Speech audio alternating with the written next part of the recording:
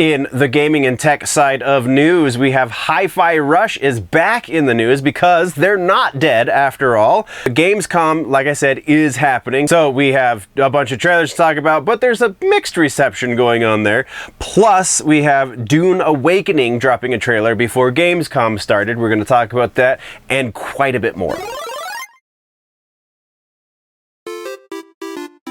Welcome, nerds, to this week's edition of the Gaming and Tech News, generally speaking. Now, I'm no Linus or Spawnwave or Gamers Nexus or insert channel that is dedicated to the tech and gaming news here.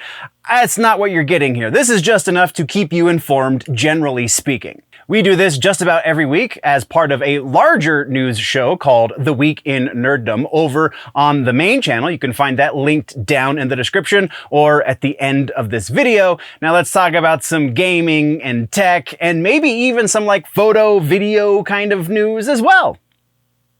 Okay, so follow-ups and corrections. No corrections, do have a follow-up though. Like I said, Hi-Fi Rush is not dead. Hi-Fi Rush, the franchise, has been purchased by Krafton. I'm sorry, the Krafton has acquired, yeah, that's there.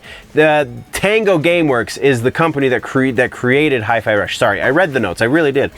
Tango Gameworks is the company that created Hi-Fi Rush. Krafton then purchased Tango Gameworks from Microsoft after Microsoft shuttered them. It sounds like the staff are all still on board, so that's a win as well. And Krafton has said that they want to move forward with more projects from the developer, so that's pretty cool. Krafton is the publisher behind PUBG as well as the Callisto Protocol very recently, so they kind of know what they're doing. I don't know, Callisto Protocol was maybe not the greatest, but still pretty damn good, so there you go. That's what we got for follow-ups though. Let's talk now about trailers. Like I said, Gamescom is happening and we got a bunch of trailers, but most of these trailers honestly are from before Gamescom started. So we have Assassin's Creed Shadows. We have the playstyles being showcased in this new trailer, which makes me a little bit more intrigued by this. I still feel like it's going to do rather poorly just because of all of the negative press around it, but I don't know, I think it's not going to do as poorly as it was once postulated because this looks very interesting with the two very different playstyles, the stealth and the brute force. Yeah, pretty interesting. Go check it out, see what I'm talking about. Link in the description. From there, we have a new trailer for the Funko Fusion game. This is the game that's kind of a play on the idea of what the Lego games do, but with Funko Pop figurines.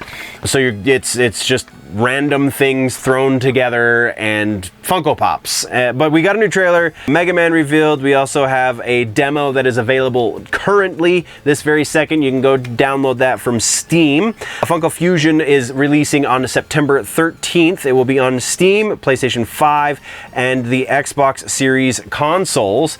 You can hit it up on the wish list now if you so desire. It will also be out on PS4 and Switch as of November 15th. So if you really want to get the portable version, then you're gonna have to wait till the 15th of November. Next, we have Final Fantasy 16 is finally coming to the PC, and they dropped a trailer for it. So you're no longer gonna have to sacrifice frames for playability, because from everything I've seen, I'm not a PlayStation player, so everything I've seen, the Final Fantasy 16 on PlayStation 5, if you play it in performance mode, then you have to sacrifice frames. But if you play it in, or how is it? You play it in graphic mode, so it looks good, then you're sacrificing frames. You drop a lot of frames. But if you're playing it in performance mode, where it tries to play all of the frames, or it can play all the frames, then you lose a lot of fidelity. So now, presumably, if you have a rather high-end gaming PC, then you should be all right, and we're gonna see some really interesting playthroughs for those of us that don't play Final Fantasy. From there, we have a new trailer for Silent Hill 2. This time we have the story trailer and the release date. October 8th is the release date for the Silent Hill 2 remake. I feel like these guys are going to knock it out of the park. This story mode trailer is pretty creepy unto itself, as it should be for Silent Hill. So go watch it. It's worth your time. And then our next one is Dying Light: The Beast. This one I think is a Gamescom release, but Kyle Crane is returning, and this is a very different playstyle, it would seem, for Dying Light, because I don't remember it being like haunted Far Cry is basically what this feels like, or zombie Far Cry almost. So yeah, pretty intrigued by that one. Dune Awakening, this is the big one. Gamescom is dropping some good stuff. I don't think this one actually came from Gamescom, in spite of what my notes are saying, because I'm pretty sure this one dropped yesterday before Gamescom started. We do have a rough release window for the PC version. That is 2025. No release date just yet for the PlayStation 5 or Xbox versions. But this, there's a bit in here that really has me excited for it, and there's a bit in here that really has me cringing a little bit. Not the least of which being the lore, what's the word I'm looking for? The lore sacrifices, I guess, that they're doing, because the weapons don't seem to be slow weapons. So I mean, I guess they're on Arrakis, so they don't have the shields as often, because when you're in open sand and you're wearing a shield, that's like just begging to be worm food. So maybe that explains away some of the issues, but it's really cool because when you get into battle, it's going to be truly open world and MMO style. So just, you're going to be able to fight against other players and other NPCs, etc., and you're going to be able to fight over spice. And when you're fighting in the sand, you have access to thumpers, so you can call a worm and eat your opponent. I don't know, it just, this is a really cool trailer, but it also leaves you with some more questions. So definitely go check it out and see what I'm talking about. Also keep in mind, this is an alternate universe version of the Dune story. This has nothing to do with the Atreides. At least that's how they're billing it at this point. When we get into the story, all bets are off. They could do anything. But as they're telling us right now, this is an alternate universe version of Dune. So also sounds like a prequel of sorts.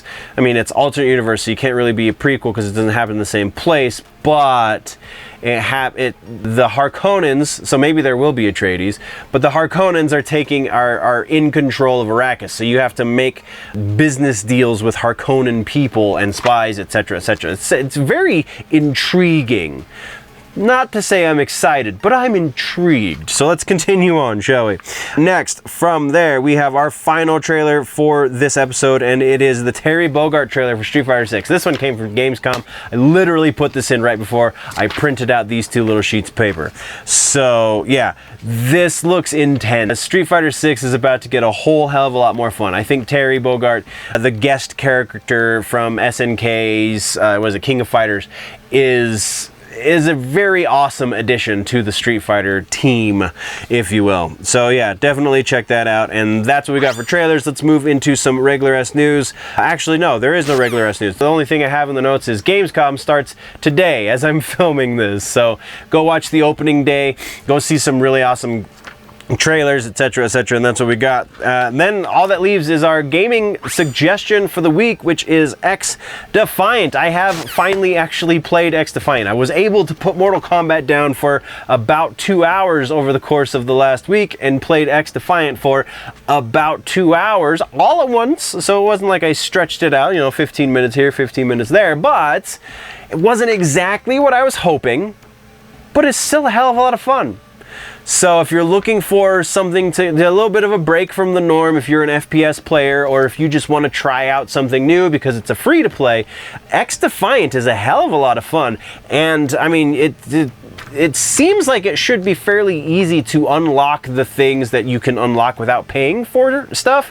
So like, you don't have to pay for the battle pass to get some of the really cool things, and you can get and I think you can unlock all the factions and stuff as well without paying. So I mean, it's pretty cool. It's a pretty interesting take on the FPS. So that's your suggestion for the week, Xdefiant. That brings us to the end of the video, nerds. Thank you very much for joining me for the news. Once again, there is a full and probably much more up-to-date and recent episode of the news, the full-length version, if you will, called The Week in Nerddom over on the main channel, linked down in the description, and probably link popping up somewhere around my face right about now. So click on that, go check that out as well, or if you prefer your news in more truncated pieces, then by all means just stick around here and go check out some of the other stuff we offer on this channel. Thank you very much for joining me. We will see you in the next one. Before we go, always remember, nerds, that if it is generally nerdy, it's probably here.